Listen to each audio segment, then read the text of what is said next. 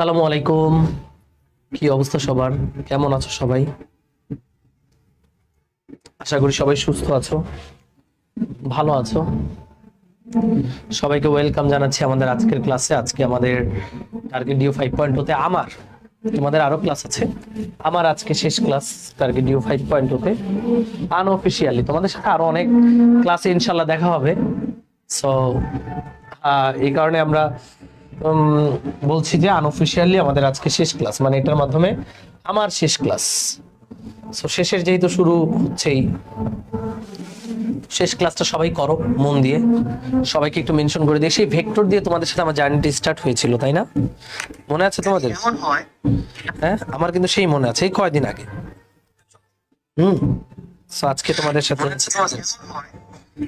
আমার কিন্তু সেই মনে আছে, এই কয়দিন আগে। আজকে তোমাদের সাথে ওকে। সবাই একটু দ্রুত যুক্ত হও। আমাদের পাশের স্কুলে একটা প্রোগ্রাম চলছে, তাই গানের সাউন্ড পাচ্ছ হয়তো। মনোযোগ দিলে আমার কথাও ক্লিয়ারলি শুনতে পাবা। ওকে, সো দেখি একটু কারা কারা যুক্ত আছো। হ্যাঁ, সেদিন ভেক্টর দিয়ে শুরু করলাম। হ্যাঁ, তোমাদেরকে আমি কয়েকটা অধ্যায় নিয়েছি, ভেক্টর নিয়েছি, তারপরে কি নিলাম, মহাকর্ষ নিলাম, এরপরে কি নিলাম, পর্যায়বৃত্ত গতি নিলাম, চলতরিৎ নিলাম, আর আজ হচ্ছে সেমি কন্ডাক্টর। এই যে আমাদের পাশে একটা স্কুল আছে, সেই স্কুলে প্রোগ্রাম হচ্ছে, তাই গানটা চলতেছে। সবার ধীরে ধীরে লাস্ট ক্লাস চলে আসছে। হ্যাঁ, লালপারি গানের নাম লালপরি, তাদের জানতাম না। সবাই একটু আসো, লাইভে আসো তাড়াতাড়ি। ওকে, সবাই একটু তোমাদের বন্ধুদেরকে জানায় দাও। আলহামদুলিল্লাহ ভাইয়া, ভালো আছি। Let's start. তবে একটা ব্যাপার একটু মনে রাখো, সেটা হচ্ছে যে কি, সেটা হচ্ছে যে পরিস্থিতি ভালো না, দুর্যোগের। সবাই সেফ থাইকো। হ্যাঁ, অনলাইনে যেহেতু ক্লাস করবা, সবাই নিজ নিজ বাসায় থাইকো, বাসা থেকে বের হয়েও না। মানে যাদের গ্রামে বাড়ি আছে বা একটু ঢাকার বাইরে, তারা তো ভালোই। এখানে ম্যাক্সিমামই হয়তো বা ঢাকার বাইরে। তো যারা ম্যাক্সিমাম ঢাকার বাইরে, তারা তাদের বাসায় থাইকো। হ্যাঁ, বাইরে বের হওয়া কম করো।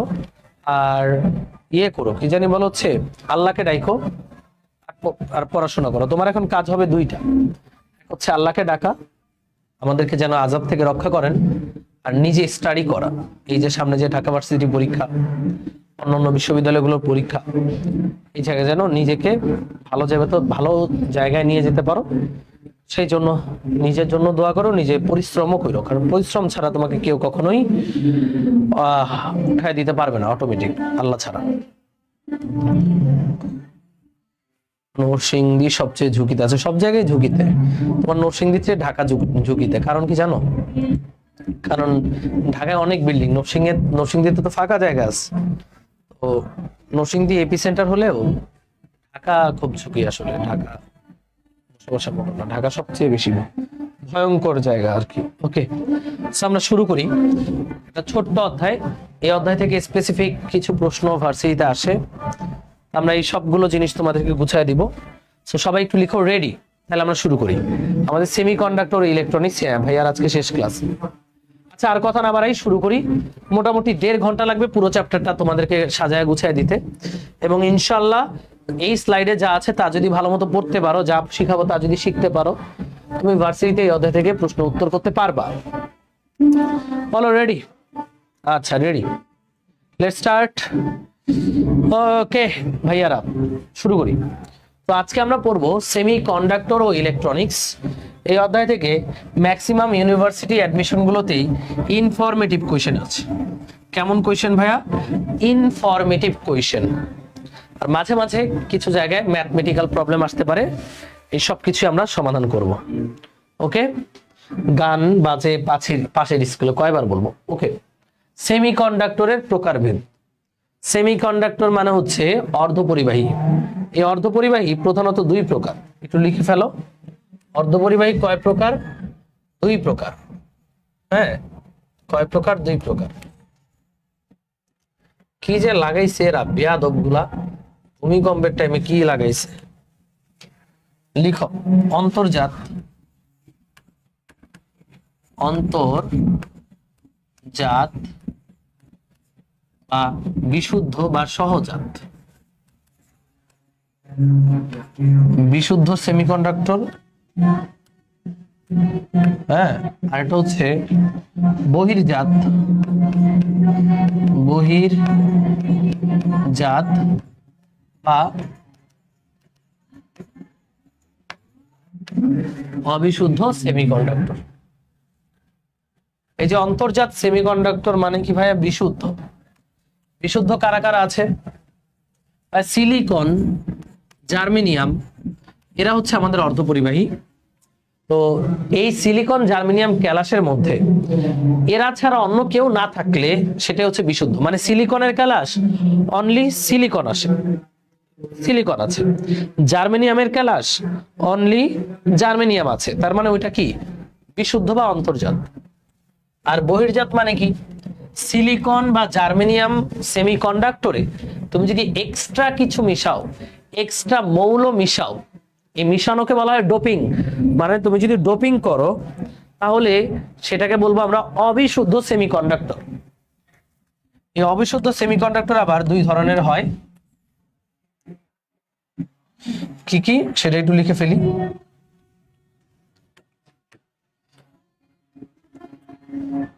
একটা হচ্ছে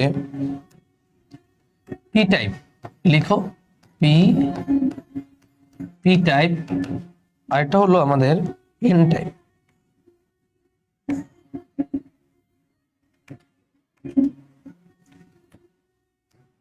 পি টাইপ এবং এন টাইপ। এন টাইপ অবিশুদ্ধ সেমিকন্ডাক্টর আবার দুই ধরনের, পি টাইপ আর এন টাইপ। পি টাইপ মানে হচ্ছে পজিটিভ টাইপ সেমিকন্ডাক্টর, অর্থাৎ সিলিকন ক্যালাসের সাথে সিলিকনের একটা চাক্কা আছে, ধরো এই হচ্ছে সিলিকনের একটা টুকরা, এর সাথে আমরা যদি ত্রিযোজী মৌল মিশাই, কয় যোজী মৌল মিশাই? ত্রিযোজী মৌল মিশাই, তাহলে আমরা যেই ধরনের সেমিকন্ডাক্টর পাবো তাকে বলা হবে পি টাইপ সেমিকন্ডাক্টর। কি যোজী মৌল মিশালে? ত্রিযোজী। একটু লিখে ফেলো, আমরা যদি এখানে কি যোজী মৌল মিশাই?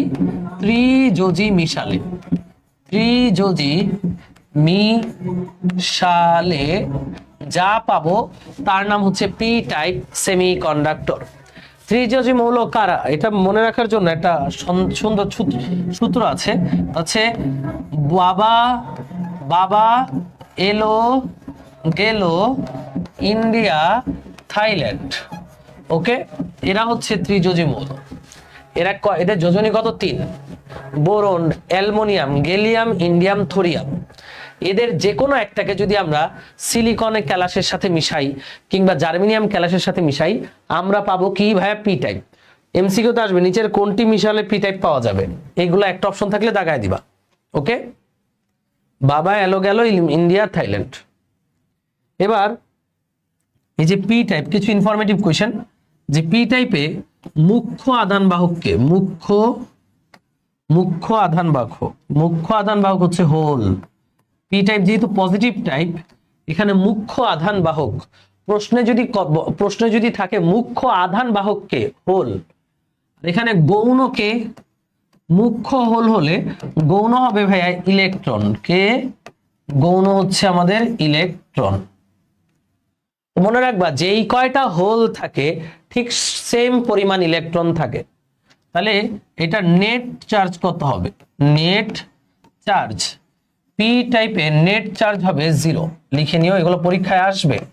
যদি বলে একটা পি টাইপ সেমিকন্ডাক্টরের মোট আধান কত, মানে নেট চার্জ কত, মনে রাখবা 0। কেন?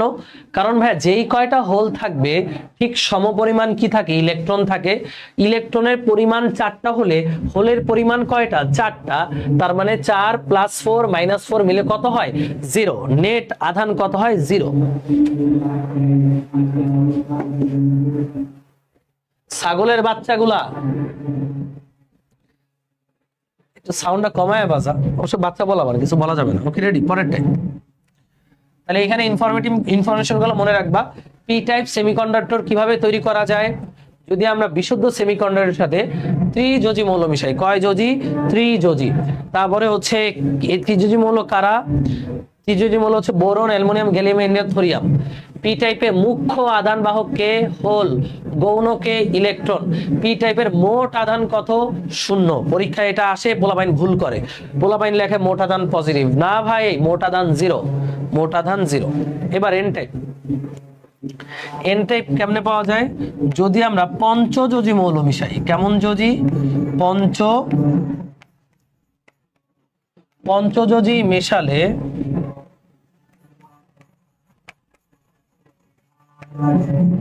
পঞ্চযোজী মৌল মিশালে আমরা পাবো N type semiconductor. N type semiconductor কিভাবে পাবো? যদি আমরা বিশুদ্ধ সিলিকন জার্মেনিয়ামের সাথে পঞ্চযোজী মৌল মিশাই। পঞ্চযোজী মৌল কারা? যেমন এটা দেখো, নলকূপের পানিতে আর্সেনিক বিদ্যমান, এসবি, এরা হচ্ছে পঞ্চযোজী মৌল। Nitrogen, phosphorus, arsenic, bismuth, antimony. SB দ্বারা বোঝায় অ্যান্টিমনি। ওকে, এরা হচ্ছে পঞ্চযোজী মৌল। এদেরকে যদি আমরা সিলিকন বা জার্মেনিয়ামের সাথে মিশাই তাহলে আমরা পাবো এন টাইপ সেমিকন্ডাক্টর। এই এন টাইপে মুখ্য আধান বাহক কে? মুখ্য আধান বাহক হচ্ছে ইলেকট্রন, ইলেকট্রন। আর এখানে গৌণকে? গৌণ হচ্ছে হোল। পরীক্ষায় আসবে, দুইটাই কিন্তু আছে, ইলেকট্রন হোল দুইটাই আছে, কিন্তু মুখ্যকে, এন টাইপের মুখ্য হচ্ছে ইলেকট্রন আর গৌণকে হোল। ওকে, এবার এন টাইপের মোট চার্জ কত হবে? নেট চার্জ, নেট চার্জ হবে 0। পরীক্ষা কিন্তু আসবে। এ হচ্ছে পি টাইপ, এন টাইপের যা যা আমাদের দরকার সব লিখে ফেলছি। ওকে, সো এগুলো সব তুলো।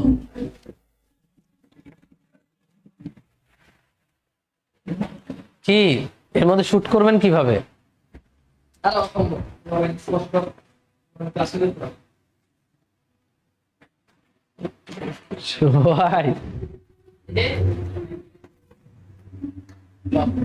সুন্দর, দেখি তো, ক্লাস চলছে আমার।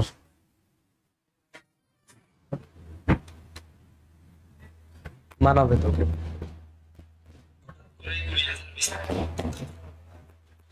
আর কি দিছে ভাই?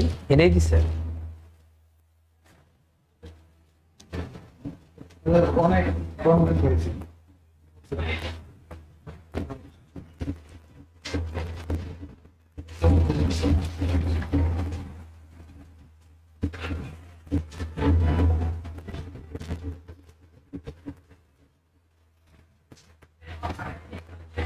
কি সৈকত ভাইয়ের ব্যাগ?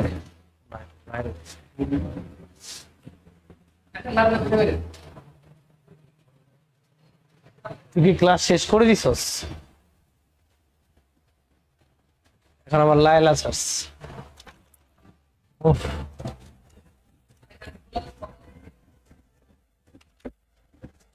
হ্যালো হ্যালো হ্যালো,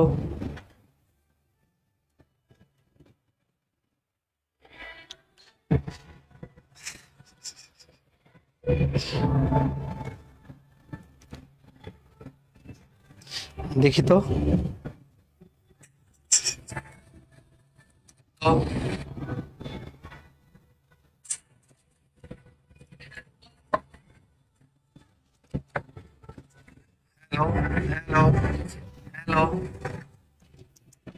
না ঠিক আছে, সমস্যা নেই, সাউন্ড ঠিক আছে।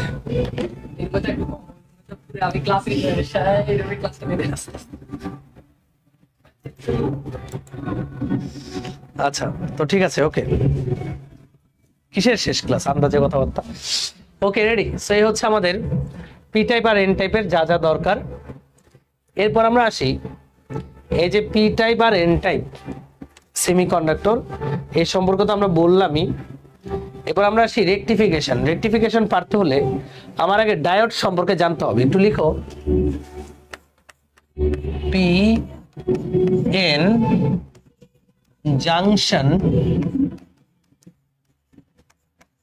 ডায়োড।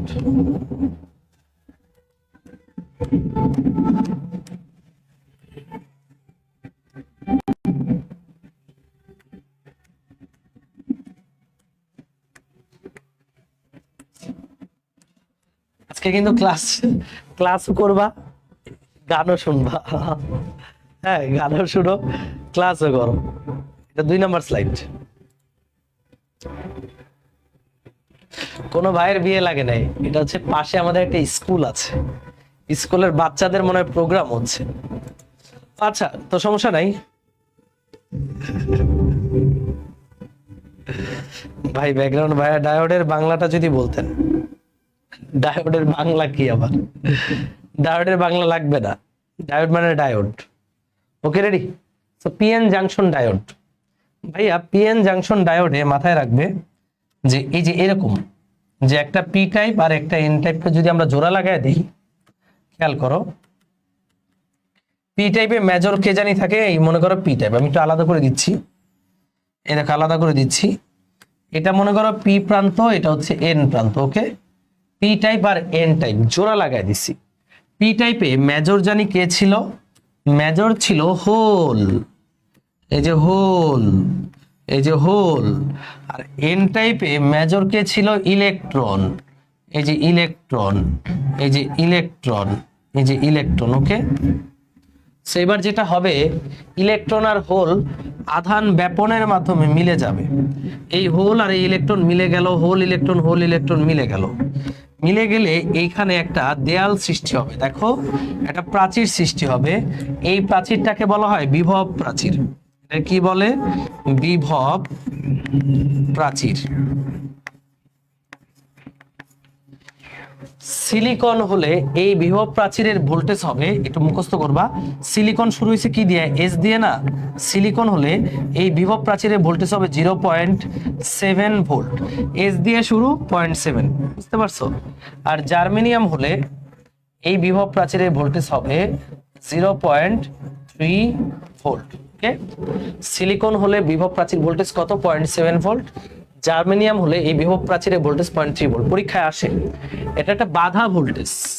এখানে যে ভোল্টেজটা ক্রিয়েট হবে সেটা হচ্ছে বাধা ভোল্টেজ। ওকে, সো আমরা বর্তনীতে আর বারবার এটা আঁকতে পারবো না, আমরা যেভাবে এটা আঁকবো বর্তনীতে, খেয়াল করো, এই যে এইভাবে আঁকবা, এইভাবে একটা ডায়োডের চিহ্ন দিবা। ঠিক আছে, সুন্দর হয় নাই? এই যে এইভাবে একটা ডায়োডের চিহ্ন দিবা, এটাকে বলা হয় বর্তনীর চিত্র। এই যে ডায়োডের যে মোটা প্রান্ত প্রশস্ত, এটা হচ্ছে পি প্রান্ত, চোখ্খা প্রান্তটাকে বলা হয় এন প্রান্ত। আর এটা যদি সিলিকন ডায়োড হয়, ভেতরে বাধা কত? 0.7।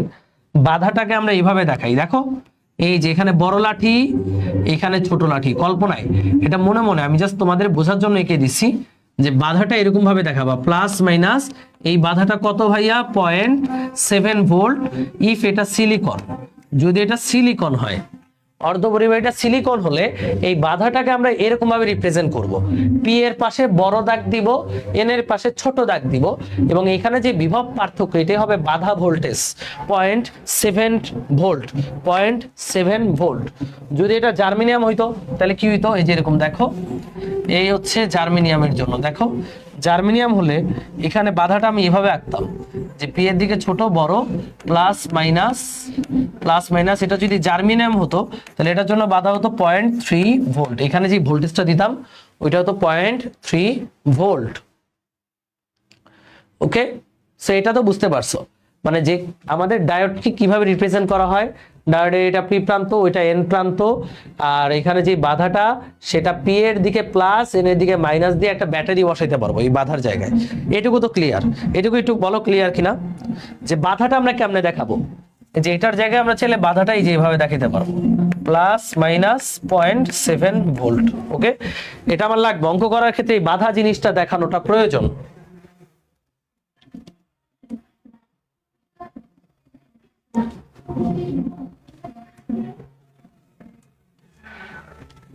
ওকে, সো এবার আমরা আসি রেকটিফিকেশন। খেয়াল করো, রেকটিফিকেশন বা একমুখীকরণ, এটা কি দিয়ে করা হয়? ডায়োড দিয়ে করা হয়। সো এই যে ডায়োড দিয়ে যে করবা, এই লগে আমার জানতে হবে বায়াসিং। কিসিং, কিসিং ভাই, হানি সিং না কিন্তু, বায়াসিং। কি জানবো আমরা? বায়াসিং। বায়াসিংটা আসলে কি? এই মনে করো আমাদের ডায়োড, এই হচ্ছে আমাদের ডায়োড। ওকে, এখানে আমি একটা বাতি লাগাই দিলাম। তো প্রশ্ন হচ্ছে এখানে আমি একটা সংযোগ দিলাম, এটা হচ্ছে আমাদের ভূমি সংযোগ। আচ্ছা, তার আগে আমি একটু বুঝাই নিই, দাঁড়াও, ভূমি সংযোগ দেওয়ার আগে বুঝাই নিই। ডায়োডের এটা কি প্রান্ত? পি প্রান্ত। এটা কি প্রান্ত? এন প্রান্ত। মনে রাখবা, পি এর সাথে উচ্চ বিভব, পি প্রান্তের সাথে কি বিভব? উচ্চ বিভব। আর এন প্রান্তের সাথে নিম্ন বিভব যুক্ত করলে যেই ব্যবস্থা গঠিত হয় এটাকে বলা হয় ফরওয়ার্ড বায়াস। এটাকে বলে ফরওয়ার্ড বায়াস। কেবল ভাই বোনা ফেসবুক না ভাই, এটা দ্বারা বোঝাচ্ছে কি? Forward bias. Forward bias. আর ফরওয়ার্ড বায়াসে এই ডায়োডের মধ্যে দিয়ে কারেন্ট ফ্লো হবে, আর এই বাতিটা কি ভাইয়া? জ্বলবে। কারেন্ট ফ্লো হলে কি? বাতি জ্বলবে। তাহলে ফরওয়ার্ড বায়াস কাকে বলে? ডায়োডের পি প্রান্তের সাথে উচ্চ বিভব, পি প্রান্তের সাথে কি? উচ্চ বিভব, আর এন প্রান্তের সাথে নিম্ন বিভব জোড়া দিলে আমরা যেই বায়াসিংটা পাবো এটাকে বলে ফরওয়ার্ড বায়াস। এই বায়াসে ডায়োডের মধ্যে দিয়ে কারেন্ট যাবে এবং লাইটটা জ্বলবে। ওকে, এবং লাইটটা কি ভাইয়া? জ্বলবে। এবার আসি রিভার্স বায়াস। দেখো আমাদের এই ডায়োড, এই সবাই খেয়াল করবা, বারবার বলছি, ডায়োড এখানে একটা লাইট আছে, এই ডায়োডে এটা পি প্রান্ত, এটা এন প্রান্ত। ডায়োডের পি এর সাথে নিম্ন বিভব, পি এর সাথে নিম্ন বিভব, আর এন এর সাথে উচ্চ বিভব। এন এর সাথে কেমন বিভব? এন এর সাথে উচ্চ বিভব দিলে যেই বায়াসিং ব্যবস্থা গঠিত হয় এটাকে বলে রিভার্স বায়াস। কি বলে এটাকে? Reverse bias. রিভার্স বায়াসে কারেন্ট ফ্লো হবে না, ডায়োডের মধ্যে দিয়ে কোনো কারেন্ট ফ্লো হবে না। তার মানে রিভার্স বায়াসে এর মধ্যে দিয়ে নো কারেন্ট, মানে কারেন্টটা ক্রস দিয়ে দাও, নো কারেন্ট, লাইটটা জ্বলবে না, নো লাইট, নো ফ্লো। ওকে, রিভার্স বায়াসে ডায়োডের মধ্যে দিয়ে কোনো কারেন্ট যাবে না। তো ফরওয়ার্ড বায়াস মানে কি? পি এর সাথে উচ্চ বিভব। ফরওয়ার্ড বায়াস মানে কি? পি এর সাথে উচ্চ বিভব। লিখে নাও, প্রত্যেকটা জিনিস গুরুত্বপূর্ণ। আর এন এর সাথে কি? নিম্ন বিভব। ওকে, তাহলে আমরা যা পাবো এটাই হচ্ছে ফরওয়ার্ড বায়াস। ফরওয়ার্ড বায়াস এই যে এটা। আর রিভার্স বায়াস মানে কি? পি এর সাথে নিম্ন আর এন এর সাথে উচ্চ, উল্টা করলে আর কি, এটা হচ্ছে রিভার্স বায়াস। ওকে, রিভার্স বায়াসে কোনো কারেন্ট যাবে না। এই পর্যন্ত সবাই ক্লিয়ার? এটুকু পর্যন্ত সবাই লিখছো?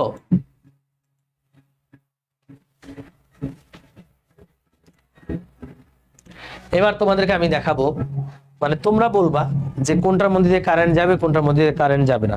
আমি ফার্স্টে কিছু চিত্র আঁকতেছি, তোমরা সেটাও তুলো। হ্যাঁ, পি এর সাথে উচ্চ, এন এর সাথে নিম্ন থাকলে ফরওয়ার্ড বায়াস, কারেন্ট যাবে। আর পি এর সাথে নিম্ন, এন এর সাথে উচ্চ হলে রিভার্স বায়াস, কারেন্ট যাবে না। ওকে, কিছু চিত্র আগে তুলো, চিত্রগুলো তুলো। গান বাজতে থাকুক, আমরা আগে চিত্রগুলো তুলি। এটাকে বলে ভূমি সংযোগ, বুঝছো?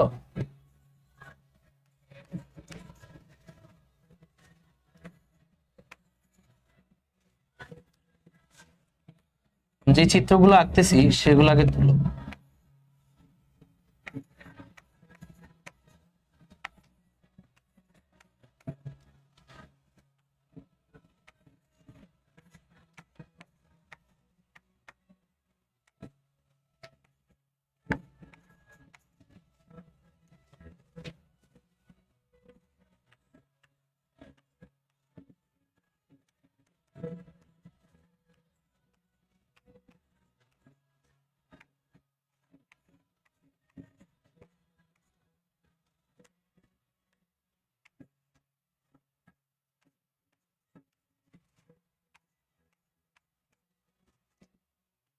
আমরা এখানে 5টা চিত্র রেখেছি, তোমরা লিখে লিখে অ্যান্সার দেবে। এটা 1 নাম্বার চিত্র, এটা 2 নাম্বার, এটা 3 নাম্বার, এটা 4 নাম্বার, 5 নাম্বার। চিত্র 5টা আগে আঁকো।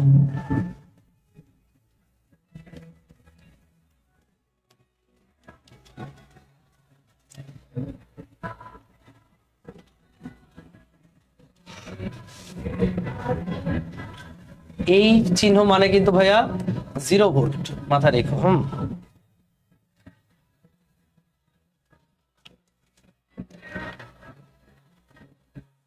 এবার চিত্র আঁকা হলে লিখো যে আঁকা শেষ।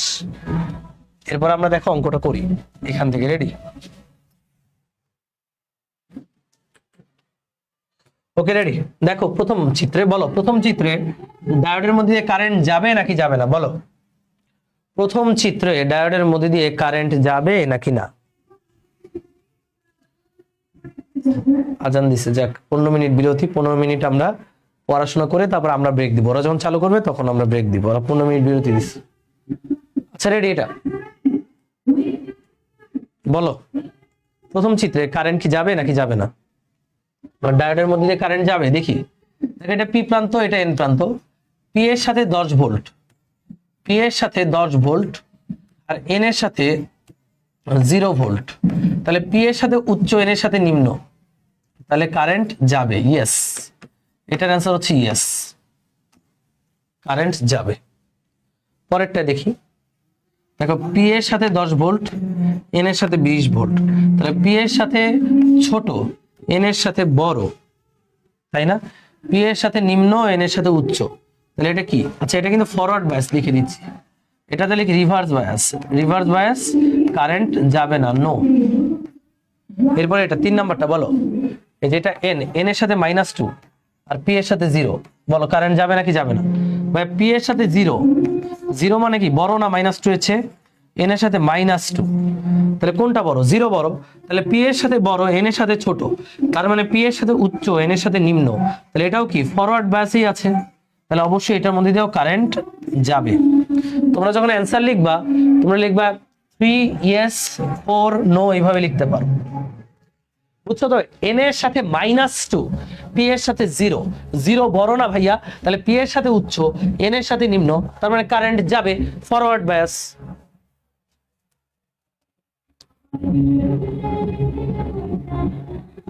এবার 4 নাম্বার বলো। 4 নাম্বার কি হবে দেখি। যেটা পি, এটা এন। পি এর সাথে -3, এন এর সাথে -5। দেখো তো পি এর সাথে -3, এন এর সাথে -5, কে বড় বলো তো? -3 বড় না -5 বড়? অবশ্যই এটা বড়। তাহলে পি এর সাথে উচ্চ, এন এর সাথে নিম্ন, তাহলে এটাও কি ভাই ফরওয়ার্ড বায়াস, তার মানে এটার মধ্যে দিয়েও কারেন্ট যাবে। Yes, 4 yes. এবার 5 এ আসি। দেখো পি, এটা এন, পি এর সাথে 0, এন এর সাথে -3, তার মানে ফরওয়ার্ড বায়াস, তার মানে ইয়েস, কারেন্ট যাবে। এইখানে কোনটা বুঝতে পারোনি একটু কমেন্টে জানাও। এখানে সব বুঝতে হবে, তাহলে অঙ্ক করতে পারবা, তাছাড়া পারবা না অঙ্ক করতে। 4 যাবে, 5 যাবে, গুড। মোট কথা আমরা দেখবো পি এর সাথে বড় সংখ্যাটা আছে কিনা, এন এর সাথে ছোট বিভব আছে কিনা, তাহলেই যাবে, আর তাছাড়া যাবে না। উল্টা হলে কি ভাইয়া? রিভার্স বায়াস, তখন আর কারেন্ট যাবে না। কি রে ভাই, ওরা না 15 মিনিট ব্রেক দেয়? ওকে ডান, সব বুঝছে। এবার তাহলে চলো কিছু অঙ্ক করি। কিছু অঙ্ক আমরা আগে অঙ্কগুলো তুলি। রেডি? সবাই অঙ্কগুলো তুলবা। যে এখানে হচ্ছে আমাদের 11 ভোল্ট বলে দিছে প্লাসের, সিলিকন জার্মেনিয়াম, এটা বলে দিছে সিলিকন, এটা জার্মেনিয়াম। এখানে একটা রোধ আছে 2 কিলো ওহম। ওকে, প্রশ্ন হচ্ছে এখানে একটা বিন্দু আছে, পি বিন্দু। প্রশ্ন হচ্ছে দুইটা। 1 নম্বর প্রশ্ন হলো রোধের মধ্যে কারেন্ট কত? রোধের মধ্যে প্রবাহ কত? 2 নম্বর হচ্ছে পি বিন্দুর বিভব কত? তুলো আগে।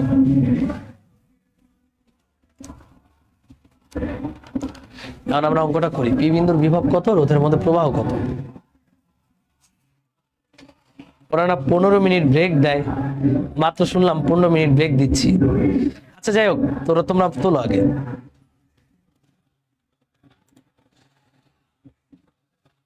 ওকে,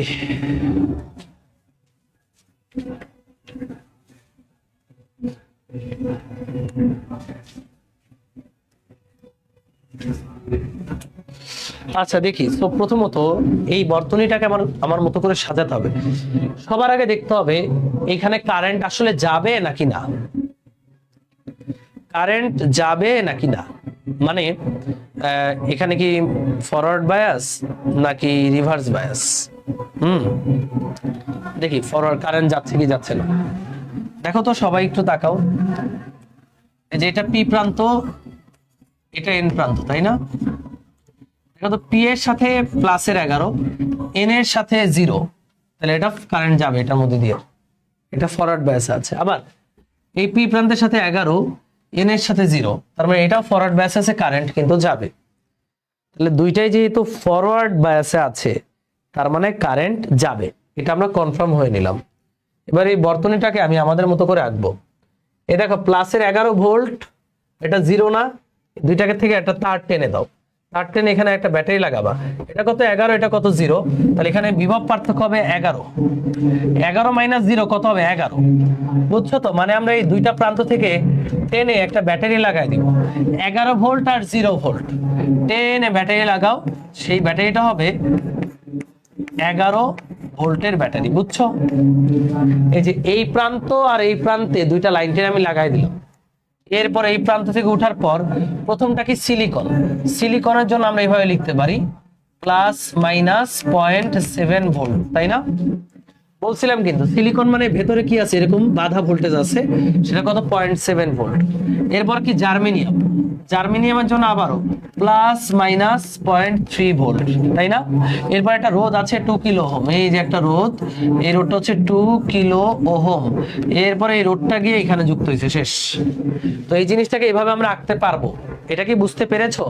দেখো সিলিকনের বাধা ভোল্টেজ 0.7, জার্মেনিয়ামের ভেতরে একটা বাধা ভোল্টেজ আছে এই যে এরকম, সেটা 0.3, আর এইখান থেকে একটা লাইন টেনে, এখান থেকে একটা লাইন টেনে এখানে একটা ভোল্টেজ লাগাই দিছি প্লাস মাইনাস, এটা কত ভোল্ট 11 ভোল্ট, বুঝছো তো? এই সার্কিটটাকে ওইভাবে আঁকছি।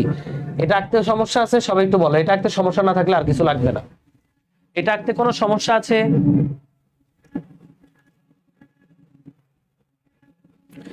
এটা আঁকতে সমস্যা আছে বলো, হ্যালো? এটা আঁকতে কি তোমাদের সমস্যা আছে? এটা কি আঁকতে পারবা?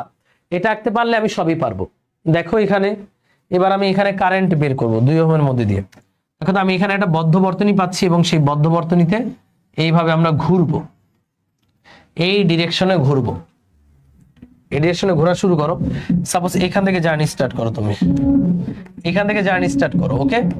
দেখো যাচ্ছি যাচ্ছি যাচ্ছি যাচ্ছি, ফার্স্টে কি পাইছি প্লাস, প্লাসের কত 0.7, এবার যাচ্ছি যাচ্ছি যাচ্ছি যাচ্ছি আবার কি পাইছি প্লাস, প্লাসের 0.3, যাচ্ছি যাচ্ছি যাচ্ছি, এর মধ্যে দিয়ে কারেন্ট যদি হয় আই, তাহলে ভোল্টেজ কত আই ইন্টু আর, আমি যেদিকে যাচ্ছি কারেন্ট ওই দিকে, তাহলে I R, I into R, R কত 2, যাচ্ছি যাচ্ছি যাচ্ছি যাচ্ছি যাচ্ছি যাচ্ছি যাচ্ছি, পাচ্ছি কি মাইনাস, মাইনাসের 11, যাচ্ছি যাচ্ছি যাচ্ছি যাচ্ছি যাচ্ছি এই পর্যন্ত আবার খতম, ঘোরাঘুরি খতম, মানে সবকিছু সমস্যা হবে 0, বুঝছো? এটা এটা বুঝছো?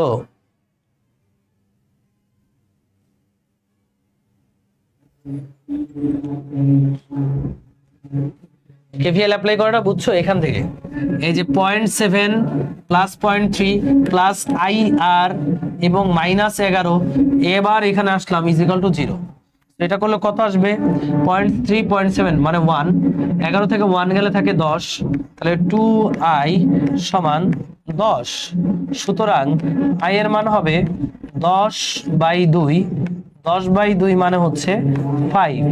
এটা কি অ্যাম্পিয়ার? না ভাইয়া, এটা মিলি অ্যাম্পিয়ার। কেমনে বুঝলাম? কারণ এটা কি ওহম, এটা কিলো ওহম, কিলো ওহম দিয়ে যখন তুমি এখানে কিলো ওহম বসাইছো, আই এর মানটা আসবে মিলিতে, ওকে? যখন তুমি রোধের মান কিলোতে বসাইছো, এটা কোনো সমস্যা না, রোধের মান কিলোতে দেওয়া থাকলে আমার কারেন্টের মান আসবে মিলি অ্যাম্পিয়ারে, ওকে? কারেন্টের মানটা আসবে মিলি অ্যাম্পিয়ারে, কথাটা বুঝছো? রোধ বা রেজিস্ট্যান্স যদি কিলো ওহমে থাকে। এই অঙ্কগুলোতে রেজিস্ট্যান্স কিলোতেই থাকবে। আমার অ্যান্সারটা আসবে মিলি এম্পিয়ার, আই এর মানটা আসবে মিলি এম্পিয়ার, মিলি এম্পিয়ার। ওকে, মিলি এম্পিয়ার। পারবো আমরা এটা? এটা পারলে হা লিখো, না পারলে না লিখো। যদি পারো হা লিখো, লিখো হ্যাঁ পারবো। ওকে, 5 মিলি এম্পিয়ার। পরেরটায় যাই। পরের কোয়েশ্চেনটা আরো সুন্দর। চলো সুন্দর কোয়েশ্চেনটা সুন্দরভাবে করি। রেকটিফিকেশনের সুন্দর একটা প্রশ্ন। এই যে এখানে একটা ভোল্টেজ আছে প্লাসের 8 ভোল্ট। ওকে, সো আমি বললাম এখানে একটা ডায়োড আছে যেটা নাম হচ্ছে সিলিকন ডায়োড, এবং তার নিচে একটা ডায়োড আছে এখানে, এটা হচ্ছে জার্মেনিয়াম ডায়োড। সিলিকন, এটা জার্মেনিয়াম। তো দুইটা অ্যাড হয়ে এখানে, ও আচ্ছা আচ্ছা, এখানে তো আরেকটা অঙ্ক বাকি আছে, সেটা হচ্ছে পি বিন্দুর বিভব। তো সেই পি বিন্দুর বিভবটা একটু করে ফেলি এখানে। 2 নম্বর অঙ্কটা আমরা এখানে করি। দেখো পি বিন্দুর বিভব ধরো ভিও, এখানে বিভব কত? 0। তাহলে এই যে রোধের বিভব পার্থক্য কত বলো না? ভিও মাইনাস 0, ভিও মাইনাস 0। আর বিভব পার্থক্যের সূত্র জানি I into R, I into R, R কত? 2। তাহলে বা ভিও মাইনাস 0 মানে ভিও, আই ইন্টু 2, আই কত? 5 মিলি এম্পিয়ার, আর এই 2 কত? Kilo ohm. মিলি আর কিলো গুণ দিলে 1 হয়, 5 দুগুণে 10 ভোল্ট। খেয়াল করো আই কি মিলিতে না, এটা মিলি এম্পিয়ার, আর এই দুইটা কি? Kilo ohm. মনে রাখবা মিলি ইন্টু কিলো গুণ দিলে হয় 1, এই কারণে এককে কোনো চেঞ্জ হবে না।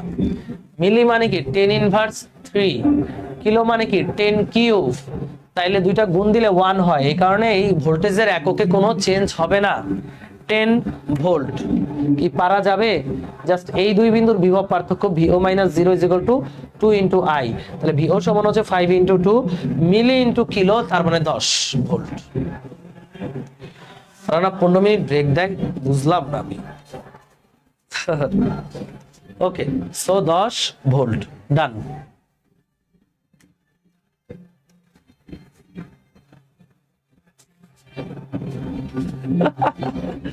রায়হান সৈয়দ বলছে আমার এখানে শুরু হয়েছে ওয়াজ মাহফিল আর ক্লাসে চলে গান, হোয়াট এ কম্বিনেশন। আচ্ছা আমরা এটা বুঝছি, কিন্তু কমেন্টে বলো যে ভাই বুঝছি। ভাই আয়ের সাথে 2 কেন? এই যে এটা রোধ, তো ভাই এটা রোধ না, বলো এটা রোধ না, তো ভিও মাইনাস 0 মানে কি আই আর না? ছাগল কোথাকার, আই আর, তাহলে আই আর দিলেই তো হয়ে গেল। ওকে, পরের প্রশ্নে যাই। দেখো এখানে একটা খুব সুন্দর প্রশ্ন।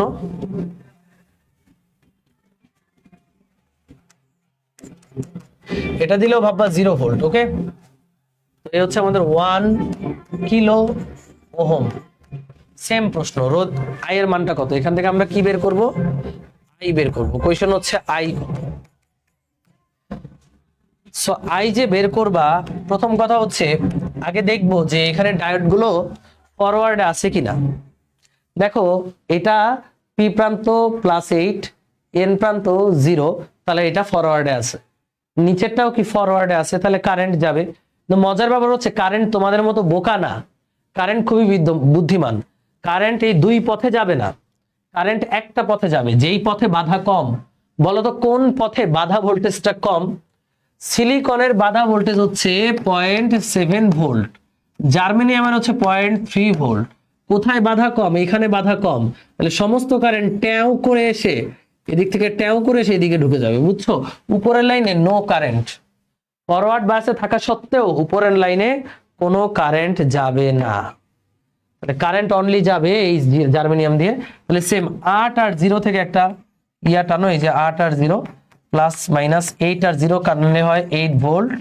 তারপরে এখানে উপরের লাইন তো বাদ, অনলি জার্মেনিয়াম বাইচা রয়েছে। জার্মেনিয়ামের কত বাধা ভোল্টেজ হচ্ছে 0.3 ভোল্ট, 0.3 ভোল্ট, এবং এখানে আছে একটা 1 কিলো ওহম। এবার আমাকে এটার উত্তর করে তোমরা জানাও তো কত হয়। এই বর্তনীতে কারেন্টের মান চাইছে, বের করে জানাও তো দেখি, আমি জানি তোমরা পারবা এটা।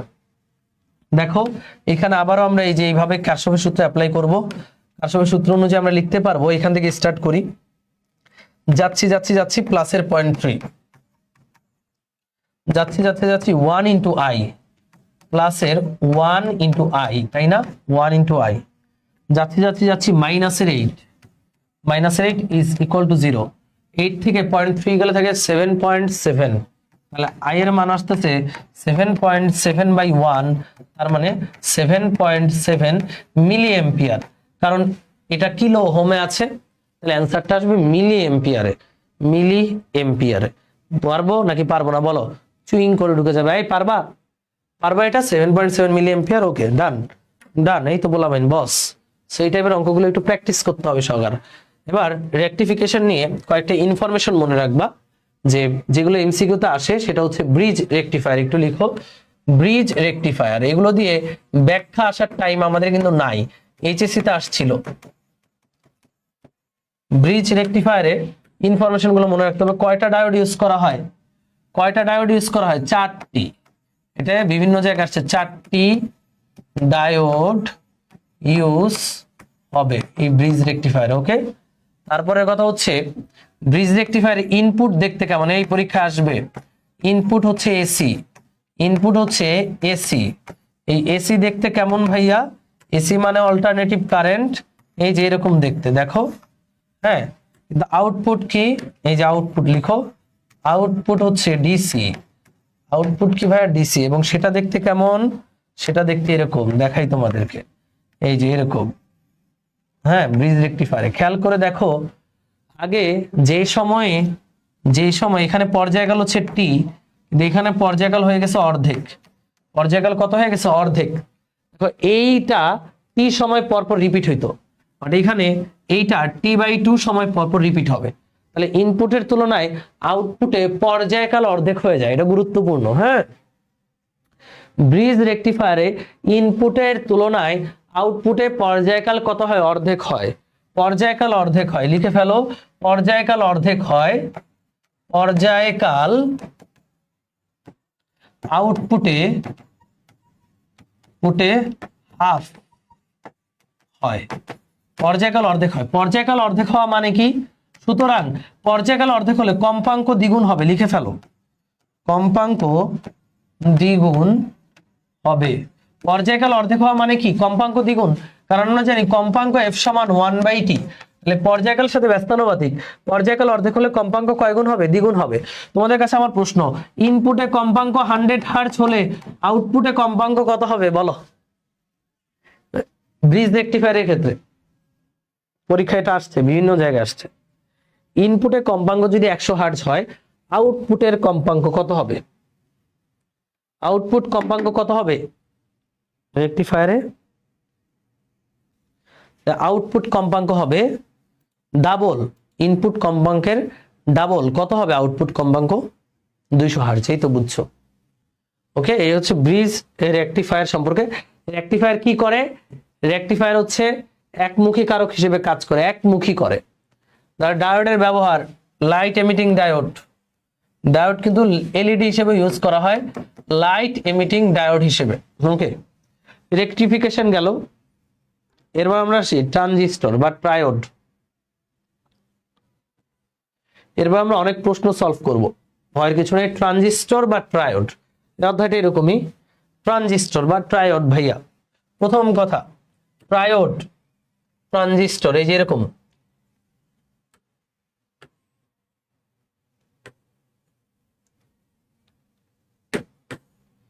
ডায়োডের কয়টা অংশ? 2টা অংশ ছিল, মানে একটা পিএন জাংশন ছিল। ট্রানজিস্টর মানে দুই ধরনের হয়, পিএনপি অথবা এনপিএন। পিএনপি আর এনপিএন।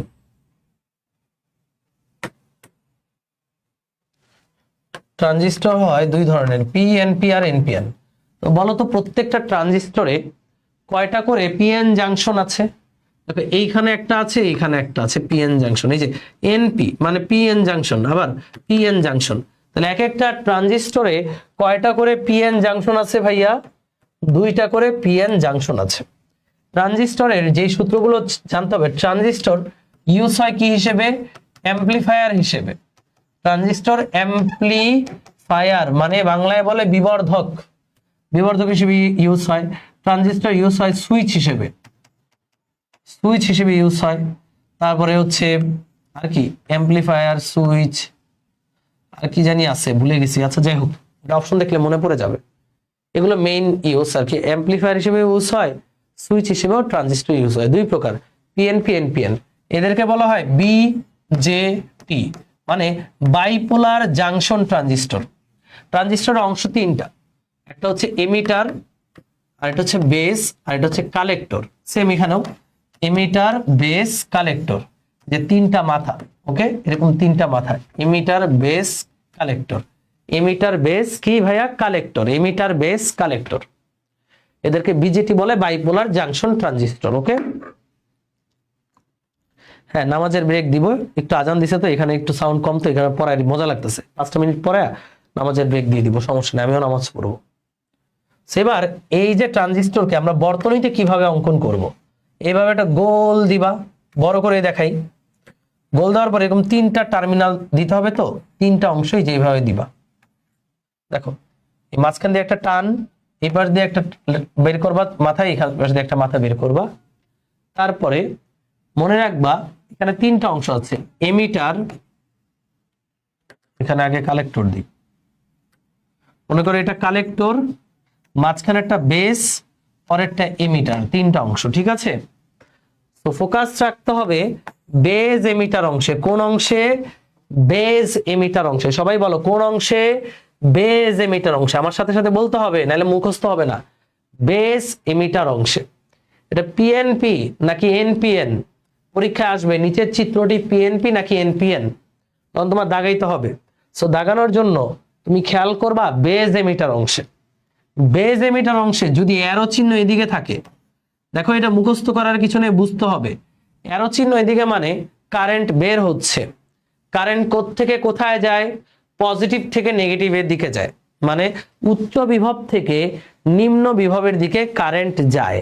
ওকে, উচ্চ বিভব থেকে নিম্ন বিভব মানে পি প্রান্ত থেকে এন প্রান্তের দিকে কারেন্ট যায়।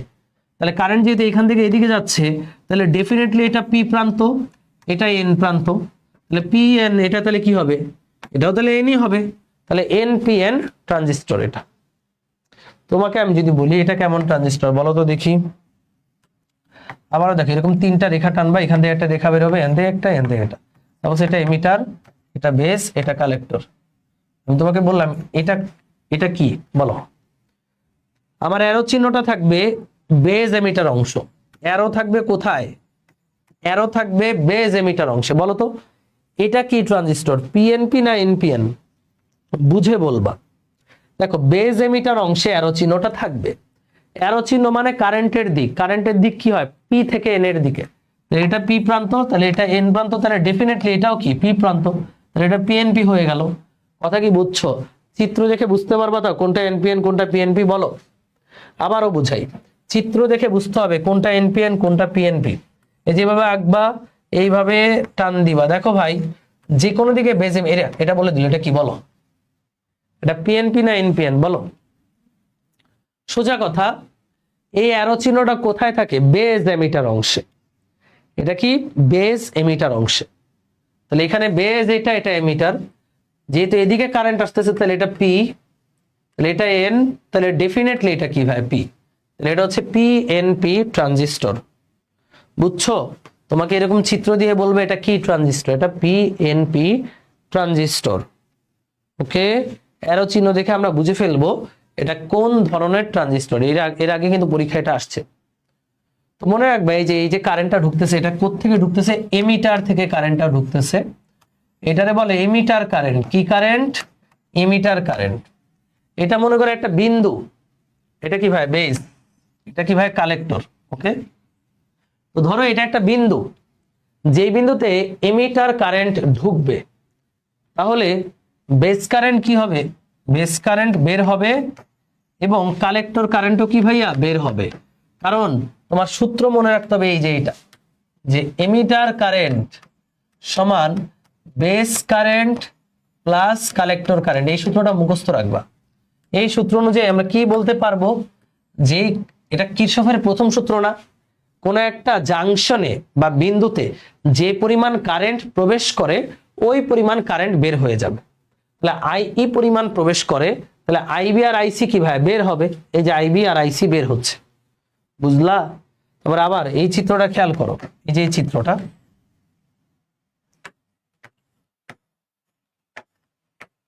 যদি এরকম বের হয় তাহলে এটা কি ভাই পি থেকে এনে বের হচ্ছে, তাহলে এটা কি ভাইয়া এনপিএন।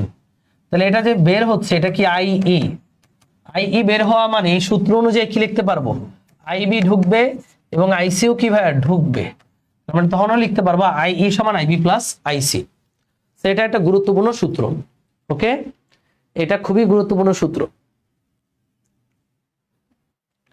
আমাদের ট্রানজিস্টরের একটা গুরুত্বপূর্ণ বিন্যাস দেখতে হবে যেটা আমাদের জন্য কাজে লাগবে। তার আগে আমরা কিছু সূত্র লিখে দিই, কারণ বিন্যাসের আগে সূত্রগুলো জানাটা প্রয়োজন। লিখো সবাই, সূত্রগুলো লিখো, যাবতীয় সূত্র একটু লিখে ফেলো। আমাদের এই অধ্যায়ে যাবতীয় সূত্র যেগুলো আমাদের লাগবে,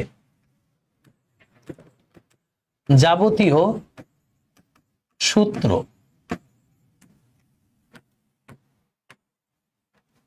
ওকে, যাবতীয় সূত্র হচ্ছে প্রথম কথা, 1 নাম্বার প্রবাহ বিবর্ধক গুণক। প্রশ্নে যদি গুণক কথাটা উল্লেখ থাকে তাহলে বুঝবা যে আলফা। আলফা সমান হচ্ছে আইসি বাই আইই। দেখো কেমনে বুঝবা আলফা না বিটা, যদি বলে গুণক তাহলে আলফা, আবার অপশন দেখেও বোঝা যায় যে আলফা না বিটা। অপশনে যদি 4টা অপশনে 1-এর চেয়ে কম হয়, 4টা অপশনের ভ্যালু যদি 1-এর চেয়ে কম হয়, কার চেয়ে কম, 1-এর চেয়ে কম, তাহলে সেটা আলফা। কারণ মনে রাখতে হবে আলফা অলওয়েজ 1-এর চেয়ে কম হয়, এটা মুখস্থ রাখবা। আলফার মান সবসময় 1-এর চেয়ে কম হয়। এটা হলো প্রবাহ বিবর্ধক গুণক। 2 নাম্বার হচ্ছে প্রবাহ বিবর্ধন। প্রবাহ বিবর্ধন বা এটাকে প্রবাহ লাভও বলে। কি বলে? লাভ। তাই আমরা বিটা দ্বারা প্রকাশ করি। বিটা হচ্ছে আইসি কমন থাকবে উপরে আইবি, আইসি বাই আইবি। প্রবাহ লাভ, এক্ষেত্রে মনে রাখবা বিটার মান 1-এর চেয়ে বড় হয়। প্রবাহ লাভ মানে বিটার মান 1-এর চেয়ে বড় হবে। তাহলে অপশনে যদি দেখো প্রবাহ বিবর্ধন বের করতে বলছে, অপশনগুলো 1-এর চেয়ে বড়, তাহলে বুঝবা কি ভাই বিটা। তাহলে কি ভাইয়া বিটা। এই যে আলফা, এবার তোমাকে দিয়ে দিল আলফা, বের করতে বললো বিটা, কিংবা দিয়ে দিল বিটা, বের করতে বললো আলফা।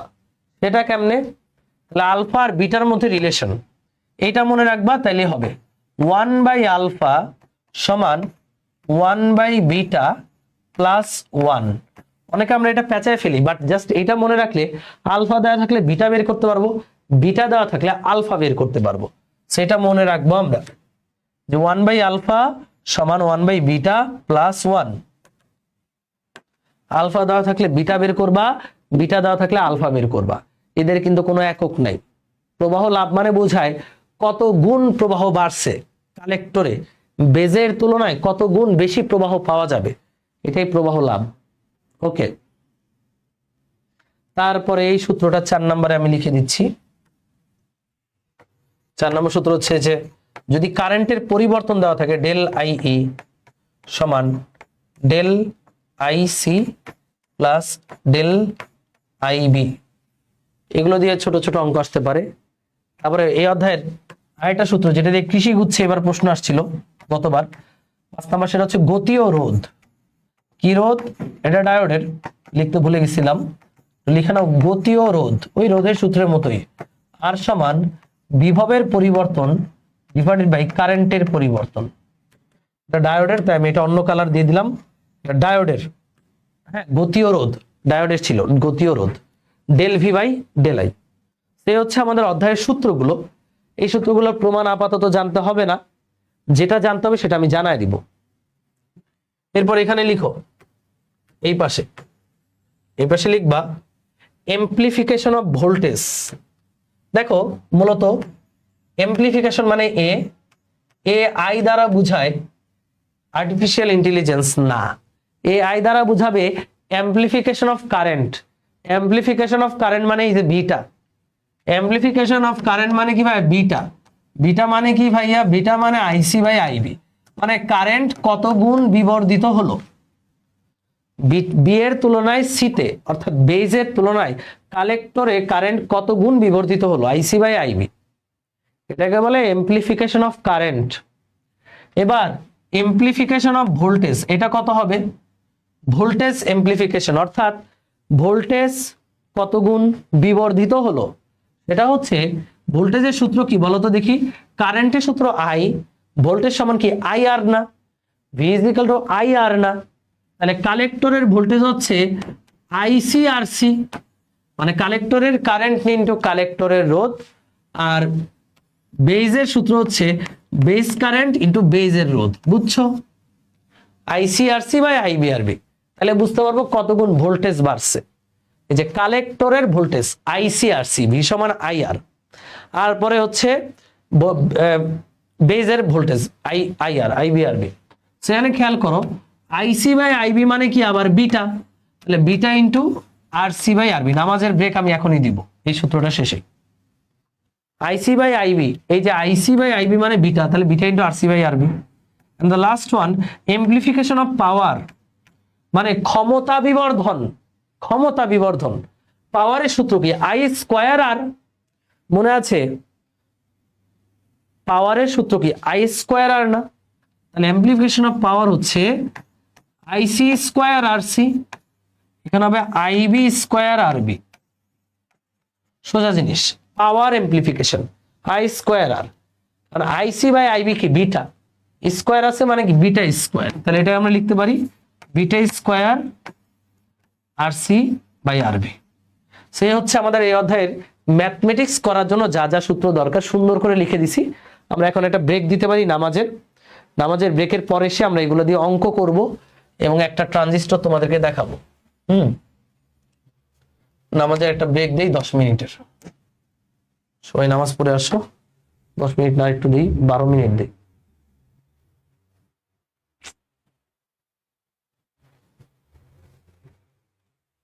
ওকে, নামাজটা পড়ে আসো সবাই।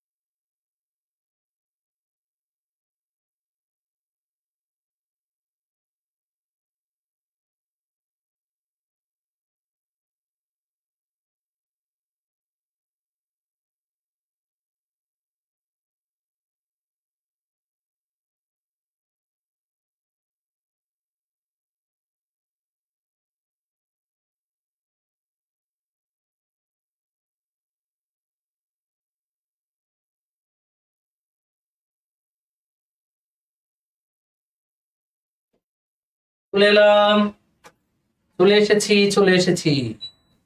তোমরা চলে আসো। বাপরে যাক, কেন স্কুলের প্রোগ্রাম শুরু হয় নাই তো জ্যাকেটটা পরতে হবে, খুব শীত লাগছে। সবাই চলে আসো, বেশিক্ষণ নাই আর, অল্প একটু পড়লেই হবে। আর এই অধ্যায় থেকে যত প্রশ্ন এসেছে অপশন ওকে ডান। ভাইয়া চলে এসেছি, এই যে ভাইয়া, I am here, so no fear. Okay, শুরু করা যাক। এই হচ্ছে আমাদের সূত্রগুলো ছিল এমপ্লিফিকেশনের সূত্রগুলো, আশা করি সবাই লিখছো। এটা হচ্ছে এমপ্লিফিকেশন অফ ভোল্টেজ, মানে ভোল্টেজ কত গুণ বিবর্ধিত হবে। এটা হচ্ছে এমপ্লিফিকেশন অফ পাওয়ার, অর্থাৎ পাওয়ার কতটুকু বিবর্ধিত হবে। ওকে, সেবার আমরা কিছু প্রশ্ন সলভ করব, চলো। তো প্রশ্ন সলভের শুরুতেই আমরা এই যে এখানে দেখো, ঢাকা ইউনিভার্সিটিতে আসছে যে কক্ষ তাপমাত্রায় বিশুদ্ধ সিলিকনের ক্ষেত্রে নিষিদ্ধ শক্তি ব্যবধান কত। তো যখন আমার শক্তি ব্যবধান, এটা কিন্তু বিভব প্রাচীর ভোল্টেজ না, এটা কি চাইছে, শক্তির ব্যবধান, তখন কিন্তু হ্যাঁ সেটা 1.1 ইলেকট্রন ভোল্ট, মনে থাকে জানো। আচ্ছা একটু লিখো, নিষিদ্ধ শক্তি ব্যবধান, এটা আবার ভিন্ন জিনিস। ব্যবধান সিলিকনের জন্য 1.1 ভোল্ট, আর জার্মেনিয়ামের জন্য এটা আবার 0.7 ভোল্ট। ওকে ওকে, এটা একটু মাথায় রাখবা, নিষিদ্ধ শক্তি ব্যবধান এটা আর একটা ভিন্ন জিনিস। এটা হচ্ছে 1.1 ভোল্ট। এখান থেকে ইনফরমেটিভ কোশ্চেনই আসে। একটি ব্রিজ রেকটিফায়ারে ইনপুট কম্পাঙ্ক 50 হলে আউটপুট কম্পাঙ্ক কত ভাইয়া? ব্রিজ রেকটিফায়ারে ইনপুটের তুলনায় আউটপুট কয় গুণ হয়? ইনপুটের তুলনায় আউটপুট কয় গুণ হয়? ইনপুটের তুলনায় আউটপুট হয়ে যায় ডাবল। তাহলে ইনপুট হচ্ছে, যদি ইনপুট, এখানে ইনপুট কত ভাই? ইনপুট হচ্ছে 50, তাহলে আউটপুট কত হবে?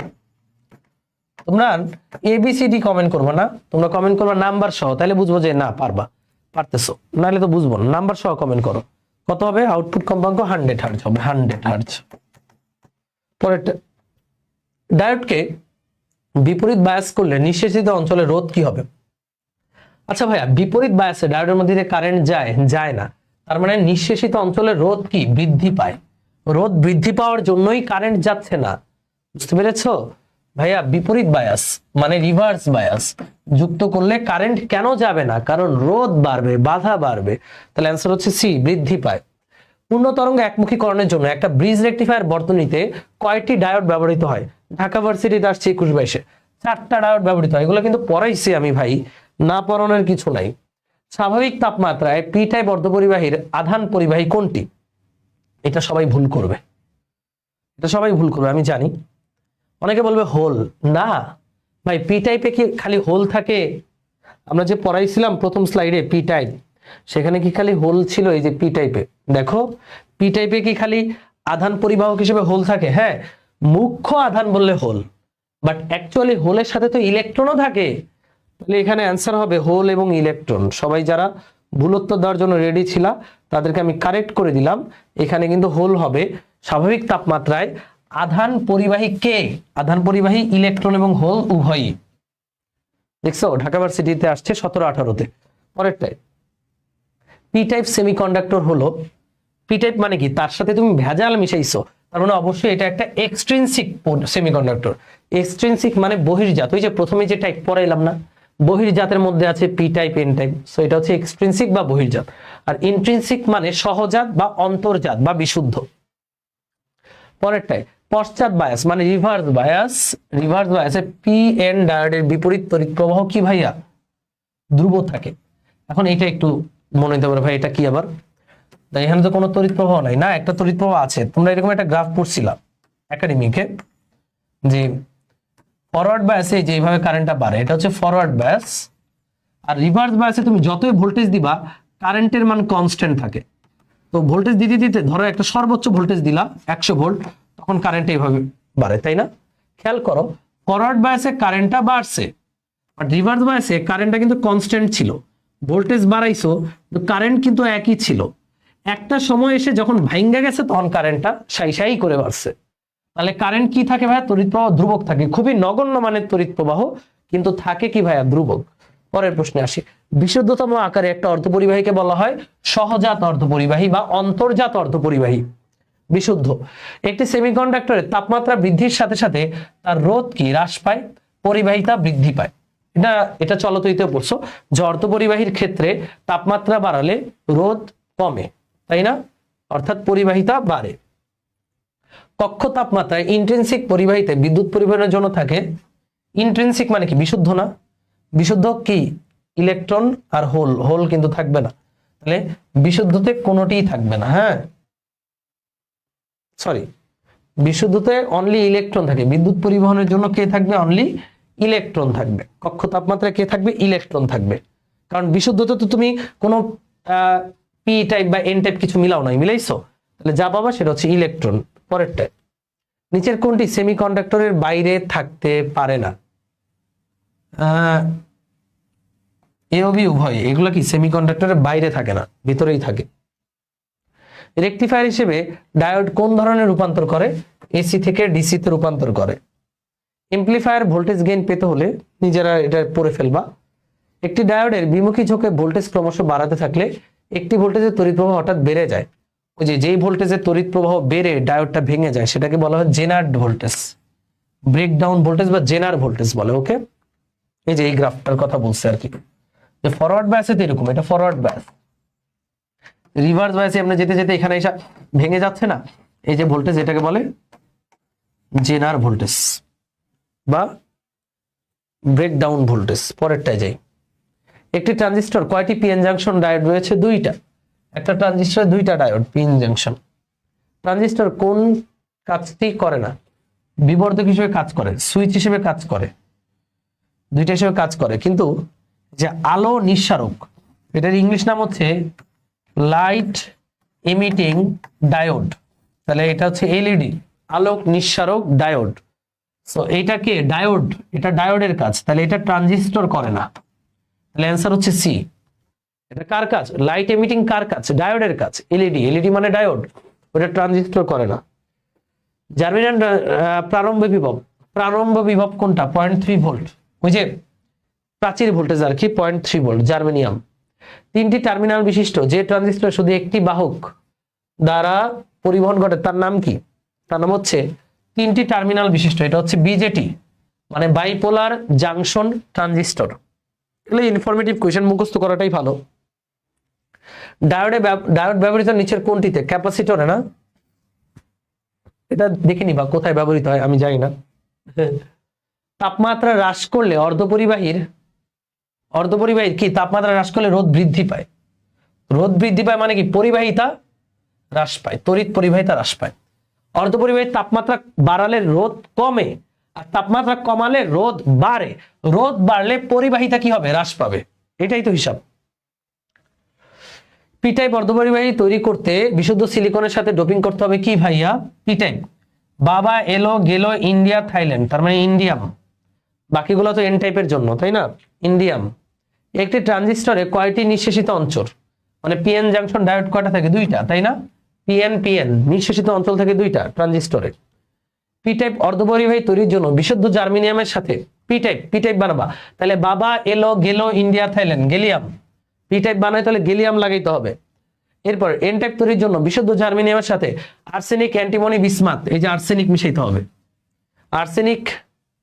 আচ্ছা এটার এই যে ডি নাম্বার এন, এটাও কিন্তু একটা অ্যান্সার, বাট এখানে অবশ্যই আর্সেনিকটা বেশি ভ্যালিড, যেহেতু নাইট্রোজেন হচ্ছে গ্যাস। পরেরটা যাই, অর্ধপরিবাহী ডায়োডকে কি বলা হয়, ডায়োডকে কি বলে, ডায়োডের এমপ্লিফায়ার ট্রানজিস্টর, এগুলো তো ট্রানজিস্টর। হ্যাঁ, অর্ধপরিবাহী ডায়োডকে বলা হয় রেকটিফায়ার, রেকটিফায়ার। নিচের তিনটা কি ভাই, ট্রানজিস্টর। একমুখী বিদ্যুৎ প্রবাহের কম্পাঙ্ক কত, কম্পাঙ্ক শূন্য ভাই, ডিসির কোনো কম্পাঙ্ক নাই, যে ডিসি দেখতে এরকম, আচ্ছা ডিসি কারেন্ট, এটার কোনো কম্পাঙ্ক নাই। তাপমাত্রা বৃদ্ধি পেলে কোনটি রোধ বৃদ্ধি পায় না, রোধ হ্রাস পায় কার, সিলিকন মানে অর্ধপরিবাহীর। পিএন জাংশনের সংযোগস্থলে নিঃশেষিত অঞ্চল সৃষ্টির কারণ কি, সৃষ্টন হলো আধান বাহকের ব্যাপন, তাই না, দুই পাশে আধান বাহকের ব্যাপনের কারণে নিঃশেষিত অঞ্চল সৃষ্টি হয়। একটি পি টাইপ অর্ধপরিবাহীর চার্জ নিরপেক্ষ, চার্জ নিরপেক্ষ পরীক্ষায় আসে, দেখছো সবই ইনফরমেটিভ কোয়েশ্চেন। অর্ধপরিবাহী ক্যালাসকে উত্তপ্ত করলে পরিবাহিতা বৃদ্ধি পায়। পরিবাহিতা বৃদ্ধি পায় কত জায়গায় আসছে দেখছো? ক্যালাসকে উত্তপ্ত করলে পরিবাহিতা বৃদ্ধি পায়। জেনার ডায়োডের কাজ হলো কি করা? জেনার ডায়োডের কাজ নিজেরা পড়বা, HW। ওকে, এত কিছু মুখস্থ থাকে না, আবার পরেরটায় যায়। একটা ট্রানজিস্টরের জন্য নিচের আলফা বিটা বাস্তবসম্মত বলো। আমরা বলছি আলফার মান <1, বিটার মান <1। এটা কোনটায় বাস্তবসম্মত? এটা না, এটা দুইটাই <1। এটা আলফা <1, বিটা <1, এটা বাস্তবসম্মত। এটা আলফা বড়, এটা ছোট, অবাস্তব, এটাও অবাস্তব। তাহলে অ্যান্সার হচ্ছে বি, বাস্তবসম্মত হচ্ছে বি। বি সাস্টে আসছে দেখছো 13-14-তে। সাধারণ পিট বিন্যাস ট্রানজিস্টর সংগ্রাহক প্রবাহ মানে আইসি হচ্ছে 19.8 মিলি অ্যাম্পিয়ার। পিট প্রবাহ মানে আইবি 0.2 মিলি অ্যাম্পিয়ার। বিবর্ধন গুণক চাইছে, গুণক মানে আলফা সমান হচ্ছে আইসি বাই আইই। আইই তো নাই, আইসি কত? 19.8, আর আইই মানে আইবি প্লাস আইসি, এটার সাথে এটা যোগ করলে হবে 20। এটাই তো 19কে 20 দ্বারা ভাগ করলে অবশ্যই একের চেয়ে ছোট আসবে। একের চেয়ে ছোট অপশন আছে একটাই, এ নাম্বার। প্রথমে বুঝতে ফেলা উচিত ছিল গুণক মানে কি আলফার মান কি একের চেয়ে ছোট, একটাই অপশন এ, একটাই অপশন এ। এটা ক্যালকুলেট করারই দরকার নেই, একটাই অপশন এ। বিটা এত হলে বিবর্ধন আলফা কত? তাহলে 1/α সমান 1/β প্লাস 1। তাহলে 1/α 1/β প্লাস 1 99। 1 প্লাস 99 মানে 100। আলফার মান হবে 99/100, তার মানে 0.99 সি। আলফার মান 0.99। পরেরটায় যাই। একটি কমন বেস ট্রানজিস্টর এমিটার প্রবাহ, কালেক্টর প্রবাহ, বেস প্রবাহ মানে আই বিটা বের করবা। সব দেওয়া আছে, নিজেরা করবা ওন ওয়ার্ক। তারপরে জাংশনের রোধ কত? ভাই এটা এবার মানে গতবার ইয়াতে আসছে, কৃষি বিশ্ববিদ্যালয় ভর্তি পরীক্ষা আসছে। আর সমান কি গতীয় রোধ del V by del I. Del V কত? 0.2, ডেল আই কত? 5 মিলি মানে 10^3। ওকে, 0.2 কে আমরা 2/10 লিখতে পারবো। 5 মিলির 1000 কে উপরে উঠায় দিব। এটা দিয়ে কাটলে 100 থাকবে। 200/5, 200/5 মানে 40, তাই না? 200/5 মানে 40 ওহম। এই যে 40 ওহম, এই নাম্বার অপশন। এটা কিন্তু কৃষি গুচ্ছতে আসছে গতবার কৃষি গুচ্ছের প্রশ্ন। পরেরটাই আসি। কোন একটি ট্রানজিস্টর নিঃসারক ও পিট প্রবাহ এত হলে বিবর্ধক গুণক কত? মানে আলফা কি একের চেয়ে কম? এখানে আন্দাজে বলা যাবে না, কোনোটি নয়। তাহলে আলফার মান হচ্ছে আলফা সমান আইসি বাই আইই। অনেকে মনে হইতে পারে ভাইয়া একের চেয়ে কম তো একটাই অপশনে আছে, 0.1 তো নাও হইতে পারে, মানে 0.99ও তো হইতে পারে। সেক্ষেত্রে বের করে তারপরে দাগাবা, ঠিক আছে? আন্দাজে দাগাও না। বিবর্ধক গুণাঙ্ক মানে আলফা দিয়ে দিছে 0.875। নিঃসারক প্রবাহ মানে আইই সমান দিয়ে দিছে 8 মিলি অ্যাম্পিয়ার। সংগ্রাহক প্রবাহ মানে আইসি চাইছে। আইসি সমান হচ্ছে আলফা সমান আইসি বাই আইই। আইসি সমান হচ্ছে আলফা ইন্টু আইই। তাহলে আলফার সাথে মানে 0.8 এর সাথে 875 এর সাথে 8 গুণ দিব। 8 8 64 মানে 6.4 সামথিং হবে। তাহলে 7 দিতে পারি, 7 মিলি অ্যাম্পিয়ার আর কি। 8 8 64, বুঝছো? তার মানে 6.4 বা মানে এটা যদি 0.8 হতো তাহলে 6.4 হইতো। 0.875 তার মানে 6 থেকে 7 এর মধ্যে একটা, 6 থেকে 7 এর মধ্যে অপশন আছে একটাই, 7 milli ampere. Del IB del IC beta বের করতে বলছে। তাহলে বিটা সমান হচ্ছে আইসি বাই আইবি না, এখানে খালি আইসির জায়গায় del IC by del IB, শেষ। বিটা বের হয়ে আসবে, নিজেরা করবা। ডেল আইসি 1/0.02, 0.02 কে 2 উপরে 100 লিখতে পারবো 50। এ নাম্বার অপশন 50। এন্ড গেট কোন কাজে ব্যবহার করা হয় বলো? লজিক্যাল গুণ, এগুলো তো জানো। এন্ড গেট এই যে এটা না, যদি ভুল না করে থাকি, ইয়েস। ইনপুট কি এ বি, আউটপুট কি এ বি, তাই না? লজিক্যাল গুণ A6B কোন সংখ্যা পদ্ধতিতে অন্তর্গত? নিজেরা করবা। নিজেরা করবা, নিজেরা করবা, গেটের যা আছে নিজেরা করবা, এই যে এগুলো নিজেরা করবা, নিজেরা করবা, নিজেরা করবা, শেষ। আমাদের কোনো কোয়েশ্চেন নাই, সমস্ত কোয়েশ্চেন সলভ করে ফেললাম। কি অধ্যায় পারবা নাকি পারবা না, এবার আমাকে কমেন্টে জানাও যে এই অধ্যায় তোমাদের দ্বারা পারা সম্ভব না অসম্ভব, একটু আমাকে জানাও কমেন্টে। ভাইয়া নাম্বার সিস্টেম নিজেরা করবা, কষ্ট করে। নাম্বার সিস্টেমের জন্য আমাকে প্যারা দিবা না, কারণ নাম্বার সিস্টেম আইসিটির একটা অংশ, সেটা নিজেদের পারতে হবে। ওকে, সব ডান? পারবো? একটু জানাও যে ভাই পারবো। We will definitely do it. এবার তোমাদের জন্য একটা মোটিভেশন, ছোট্ট মোটিভেশন। হ্যাঁ পারবা, আমি জানি তোমরা পারবা। এবার তোমাদের জন্য একটা ছোট্ট মোটিভেশন দিই। এই যে এখানে যা যা পড়াইছি এগুলাই ভার্সিটির জন্য লাগে, ইঞ্জিনিয়ারিং আর একটু বেশি লাগে। আমার ইঞ্জিনিয়ারিং দরকার নাই, ইঞ্জিনিয়ারিং এ আবার ট্রানজিস্টর রাখতে হয়, ইত্যাদি ইত্যাদি কাজ করতে হয়, দরকার নাই। এই অঙ্কগুলো একটু প্র্যাকটিস করবা বারবার, দেখবা যে হয়ে গেছে। তোমাদেরকে কয়েকটা কথা বলবো, হ্যাঁ, কথাগুলো মনোযোগ সহকারে শুনবা। রেডি?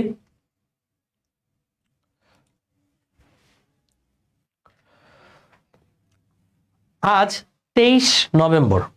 যদি সবকিছু ঠিকঠাক থাকে, আল্লাহর আযাব থেকে আমরা রক্ষা পাই বা কোনো দুর্ঘটনা না ঘটলে, আগামী 20 ডিসেম্বর তোমাদের ঢাকা বিশ্ববিদ্যালয় এ ইউনিট ভর্তি পরীক্ষা। তো বিগত বছরের প্রশ্ন অ্যানালাইসিস করলে দেখবা, বিশেষ করে ফিজিক্স, যে ঢাবিতে প্রশ্ন ব্যাংক থেকে রিপিট খুব কম হয়েছে। তাহলে ঢাবিতে তুমি কিভাবে ভালো করবা? সবাই বলে ঢাবিতে ভালো করার জন্য বেসিকে জোর দিতে হবে, বেসিক ভালো করতে হবে। বেসিক ভালো করার সময় তো আর এখন নাই, এখন তো বইয়ের লাইন টু লাইন পড়ার টাইম নেই। তাহলে বেসিক বলতে আসলে কি বোঝানো হয়েছে সেটা একটু ক্লিয়ার করি। ভাইয়া তোমার বেসিক তত স্ট্রং হবে তুমি যত বেশি প্র্যাকটিস করবা, স্পেশালি ইন ফিজিক্স। তো তোমাদের কাছে আমার রিকোয়েস্ট, হুবহু কমন পাবা না, বাট এই শেষ সময়টায়, যেহেতু অল্প কিছু সময় আছে, এই শেষ সময়টায় আমরা আমাদের ফিজিক্সের ক্লাসগুলোতে যেই স্লাইড পড়াইছি, সবার আগে ফার্স্ট প্রায়োরিটি হচ্ছে স্লাইডের A to Z নিজের হাতে সলভ করবা, দেখে দেখে না, নিজের হাতে সলভ করবা। যেখানে আটকাবা ওইখানে ক্লাসটা দেখবা, ঠিক আছে? তাছাড়া পুরোটা নিজে নিজে সলভ করবা। সাপোজ তুমি ভেক্টর পড়বা, ভেক্টরের আগে আমি যে স্লাইডে যা যা পড়াইছি সব আগে 100% কমপ্লিট হয়েছে কিনা সেটা আগে নিজেকে বলো। যদি এটাতে পাস হও, ইয়েস 100% কমপ্লিট, তখন ভেক্টরের প্রশ্ন ব্যাংকটা পড়বা। প্রশ্ন ব্যাংকে ঢাবির প্রশ্ন আছে, রাবি, জাবি, ফার্স্ট, জিএসটি, কৃষি, এই কোয়েশ্চেনগুলো সলভ করো এবং সলিউশন না দেখে সলভ করো, কারণ সলিউশন না দেখে সলভ করাটাই তোমার বেসিক স্ট্রং করবে। and this is called basic really। তুমি যখন সলিউশন না দেখে সলভ করবা তখন দেখবা তোমার মধ্যে একটা আত্মবিশ্বাস আসতেছে, যখন পারবা তখন মনে হবে আরে আমি তো পারি। তখন একটু অজানা অচেনা প্রশ্ন যদি ঢাবিতে আসে সেটা নিয়েও তুমি ডিল করতে পারবা, এবং এইটা পারাটাই জরুরি। ঢাবিতে ফিজিক্সের যে 25 মার্কস, 15 হচ্ছে এমসিকিউ, 10 রিটেন, 25-এ তো 25 পাওয়ার দরকার নাই। 25-এ তুমি 25 পাওয়ার চেষ্টা কেন করবা? তোমার 25-এ তুমি কোনো মতে 16, 17, 18 উঠাও, ফিজিক্সের কোশ্চেন যেহেতু বরাবর কঠিন হচ্ছে। এরপরে বাকিগুলোতে আলো ভালো মার্কস উঠাও, দেখবা তুমি টপ 500-এ, টপ 400-এ, টপ 300-এ, আল্লাহ দিলে টপ 100-এও চলে আসতে পারো, এবং এটাই ট্রু। তো চান্স পেতে হলে সব পারতে হয় না, চান্স পেতে হলে যেটুকু পারা দরকার সেটুকু ভালো মতো পারতে হয়। গত বছর ঢাবি রিটেনের কোশ্চেন অনেকের কাছে কঠিন লাগছে, তো ঢাবি রিটেনে 2টা কোশ্চেন ছিল যেগুলো পারার মতো। তো কঠিন কোশ্চেন আগে টাচ করতে গিয়ে বলা মানে পারা জিনিসগুলো ফেলে রেখে আসছে, অ্যান্সারই করার সময় পায়নি। তো এভাবেই কিন্তু ফেল হয়েছে। এমন না যে পাস করার মতো কোশ্চেন ছিল না বা ভালো নাম্বার তোলার কোশ্চেন ছিল না, ছিল। এমসিকিউতে 15টা কোশ্চেনের মধ্যে 5টা কঠিন হয়েছে, 10টা পারার মতোই ছিল। মানে ওই 5টা এমন কঠিন পোলাপান দেখে ভয় পেয়ে গেছে, ভয়ের ঠেলায় কনফিডেন্ট নাই হয়ে গেছে, সো আলটিমেটলি পরীক্ষা খারাপ হয়েছে। সো ভাই তুমি যদি চাও যে ভালো করবা, ঢাবিতে একটা সিট অর্জন করবা, নট অনলি ঢাবি, তোমার সব কিছু কভার হয়ে যাবে এখন থেকে আমাদের ক্লাসের স্লাইড এবং question bank, slide question bank, slide question bank. আল্লাহ না করুক ধরো তোমার ঢাবিতে মিস হয়ে গেল, দেখবা এই কোয়েশ্চেন ব্যাংকটা ভালো মতো অ্যানালাইসিস করার কারণে ঠিক তার পরেরটাই হয়ে যাবে। ঢাবিতে কোয়েশ্চেন রিপিট না হলেও অন্যান্য জায়গায় কিন্তু কোয়েশ্চেন রিপিট হয়, এবং this is the actual fact. তো কোয়েশ্চেন যেহেতু রিপিট হয় ভাই, তাহলে কোয়েশ্চেন ব্যাংক কেন ভালো মতো পড়বা না? ইনশাল্লাহ জাহাঙ্গীরনগর তো আছে, রাজশাহী আছে, জগন্নাথ আছে, হয়ে যাবে কোথাও না কোথাও। তো ভয় পেও না, সময়টাকে কাজে লাগাও, আর আল্লাহর নামে মানে হচ্ছে আল্লাহকে ডাকো। আল্লাহ তোমাকে 2টা জায়গায় সাপোর্ট দিবে। এক হচ্ছে আল্লাহকে ডাকলে তোমার পাপ কমবে, 2 হচ্ছে কি, 2 হচ্ছে এক্সামে ভালো করার আত্মবিশ্বাস গ্রো হবে। ওকে, বুঝতে পারছো ভাই? তোমাদেরকে কি বুঝাইতে চাইছি সেটা কি তোমরা বুঝছো? বলো তো? ওকে, সো ভালো থাকো নাকি? তোমাদের সাথে আজকে লাস্ট ক্লাস ছিল। তো লাস্ট ক্লাস কেমন ছিল বন্দিবাসলা গ্রুপে জানাতে পারো। সেই প্রথম ক্লাসে বলছিলাম যে কেমন ছিল। আমরা বিদায় সালাম দিয়ে দিই, একটা স্ক্রিনশট নিতে পারো। সালাম স্ক্রিনশট নিয়ে বন্দিবাসলা গ্রুপে আমাকে নিয়ে তোমাদের গল্প লিখতে পারো। ওকে, আমাকে নিয়ে তোমাদের গল্প শুনতে চাই। তোমাদের গল্প দেখলে আমি নিজেও ইন্সপায়ার্ড হব। তোমাদেরকে গুছিয়ে দেওয়ার চেষ্টা করেছি। সবাই ভালো থাকো, আল্লাহ হাফেজ, টাটা।